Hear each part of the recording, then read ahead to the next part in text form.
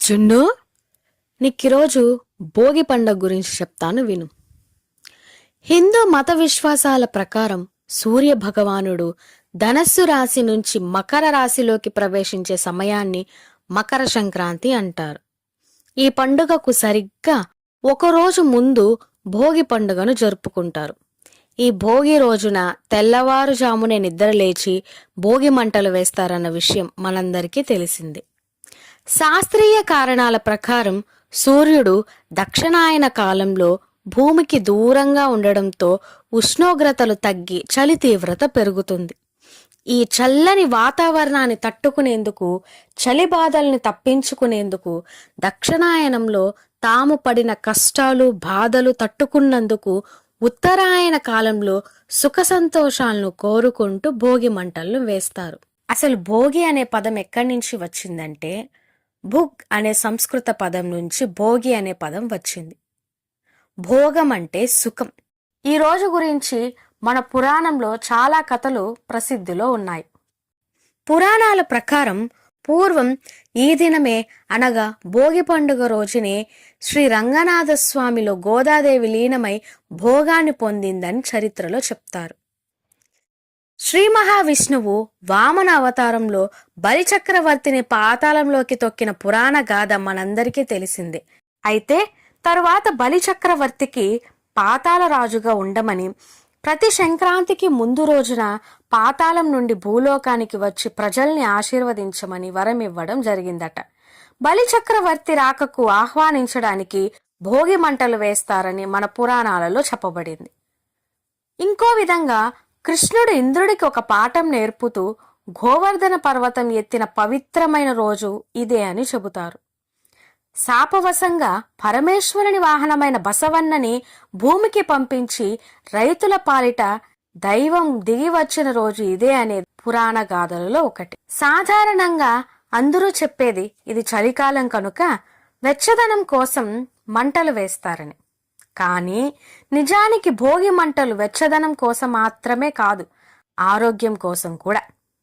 ధనుర్మాసం నెలంతా ఇంటి ముందు పెట్టిన గొబ్బెమ్మలను పిడకలుగా చేస్తారు. వాటినే ఈ భోగి మంటలలో వాడుతారు. దేశీయ ఆవు పేడ పిడకల్ని కాల్చడం వలన గాలి శుద్ధి అవుతుంది, సూక్ష్మ క్రిములు నశిస్తాయి, ప్రాణవాయువు గాలిలోకి అధికంగా విడుదలవుతుంది. దాని గాలి పీల్చడం ఆరోగ్యానికి మంచిది. చలికాలంలో అనేక వ్యాధులు వ్యాపిస్తాయి. ముఖ్యంగా శ్వాసకు సంబంధించిన అనేక రోగాలు పట్టి పీడిస్తాయి. వాటికి ఔషధంగా ఇది పనిచేస్తుంది. భోగి మంటలు పెద్దవిగా రావడానికి అందులో రవి, మామిడి, మేడి మొదలైన ఔషధ చెట్ల బెరడ్లు వేస్తారు. అవి కాలడానికి ఆవు నెయ్యిని వేస్తారు. అగ్నిహోత్రంలో వేయబడిన ప్రతి 10 గ్రాముల దేశీ ఆవు నెయ్యి నుంచి 1 టన్ను ప్రాణవాయువు అంటే ఆక్సిజన్ను విడుదల చేస్తుంది. ఈ ఔషధ మూలికలు ఆవు నెయ్యి, ఆవు పిడకల్ని కలిపి కాల్చడం వలన విడుదల అయ్యే గాలి అతి శక్తివంతమైనది. మన శరీరంలోని 72,000 నడులలోకి ప్రవేశించి శరీరాన్ని శుభ్రపరుస్తుంది. ఒకరికి రోగం వస్తే దానికి తగిన ఔషధం ఇవ్వవచ్చు. అదే అందరికీ వస్తే అందరికీ ఔషధం సమకూర్చడం దాదాపు అసాధ్యం. అందులో కొందరు వైద్యం చేయించుకోలేని పేదలు కూడా ఉండవచ్చు. ఇదంతా ఆలోచించిన మన పెద్దలు అందరూ కలిసి భోగి మంటల్లో పాల్గొనే సాంప్రదాయాన్ని తెచ్చారు. దాని నుంచి వచ్చే గాలి అందరికీ ఆరోగ్యాన్ని ఇస్తుంది. కులాలకు అతీతంగా అందరూ ఒక చోట చేరడం ప్రజల మధ్యన దూరాలను తగ్గిస్తుంది, ఐకమత్యాన్ని పెంచుతుంది. ఇది ఒక రకంగా అగ్నిదేవుడికి ఆరాధనగా, మరో రకంగా గాలిని శుద్ధి చేస్తూ వాయుదేవునికి ఇచ్చే గౌరవంగా కూడా చెబుతారు. కానీ ఇవాల్టి రోజుల్లో మనం ఫ్యాషన్, సృజనాత్మకత పేరుతో రబ్బర్ టైర్లను పెట్రోల్ పోసి తగలబెట్టి దాని విషవాయువులను పీలుస్తూ కాలుష్యాన్ని చేస్తూ మన ఆరోగ్యాన్ని తగలేసుకుంటున్నాం. పర్యావరణాన్ని నాశనం చేస్తున్నాం. ఉన్న రోగాలే కాక కొత్త రకాల్ని తెచ్చిపెట్టుకుంటున్నాం. ఇక భోగి మంటల్లో పనికిరాని వస్తువుల్ని కాల్చండి అని వింటుంటాం. పనికిరాని వస్తువులు అంటే ఇంట్లో ఉండే ప్లాస్టిక్ కవర్లు, వైర్లు లాంటివి కావు. ఇక్కడ మనం చరిత్రకు సంబంధించిన ఒక విషయం గుర్తుకు చేసుకోవాలి.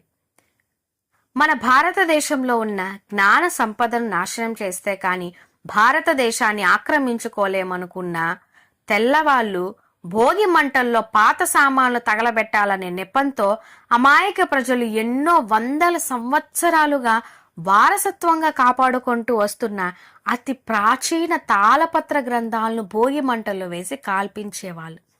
నిజానికి భోగి మంటల్లో కాల్చాల్సింది పాత వస్తువుల్ని కాదు, మనలోని పనికిరాని అలవాట్లు, చెడు లక్షణాలు.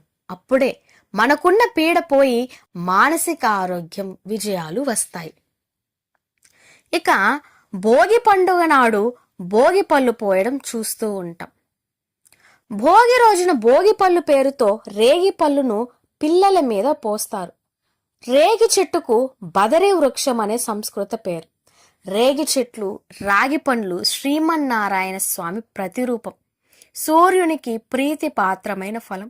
సూర్యుని రూపం, రంగు, పేరు కలిగిన రేగుపళ్ళతో నాణేలను కలిపి పిల్లల తలపై పోస్తారు. వాటిని తలపై పోయడం వలన శ్రీ లక్ష్మీనారాయణల అనుగ్రహం మన పిల్లలపై ఉంటుందని, పిల్లలకు ఉన్న దిష్టి తొలగిపోయి వారి ఎదుగుదలకు తోడ్పడుతుందని మన పెద్దల విశ్వాసం. మన బాహ్య నేత్రాలకి కనిపించిన బ్రహ్మరంధ్రం మన తల పై భాగంలో ఉంటుంది. ఈ భోగి పండ్లను పోయి ఆ బ్రహ్మరంధ్రాన్ని ప్రేరేపితం చేస్తే పిల్లలు జ్ఞానవంతులు అవుతారు. రేగు పండ్లు సూర్యకిరణాలలోని ప్రాణశక్తిని అధికంగా గ్రహించి నిల్వ ఉంచుకుంటాయి.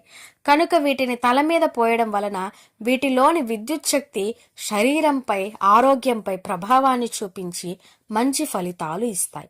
అందువలనే పిల్లలకి భోగి పండ్లు పోసి ఆశీర్వదిస్తారు. ఇలా మన ప్రతి సాంప్రదాయం వెనుక అనేక అర్థాలు, అంతర్ధాలు, రహస్యాలు ఉంటాయి. అవి తెలియకపోయినంత మాత్రం చేత ఆచార సాంప్రదాయాలను మూఢనమ్మకాలు అనుకోవడం మన మూర్ఖత్వం. వాటి విలువలను తెలుసుకొని చేసుకుంటే అవి మనకి మార్గదర్శకులు అవుతాయి. ఇతరుల్ని బాధ పెట్టే మూఢనమ్మకాలను విడిచిపెడదాం. గొప్పదైన మన హైందవ సనాతన ధర్మాన్ని కాపాడుకుందాం. ఈ కథ గనక మీకు నచ్చితే ఒక్క లైక్ ఇవ్వండి. ఇలాంటి మరెన్నో వీడియోస్ కోసం వెంటనే మన ఛానల్ని సబ్స్క్రైబ్ చేసుకోండి.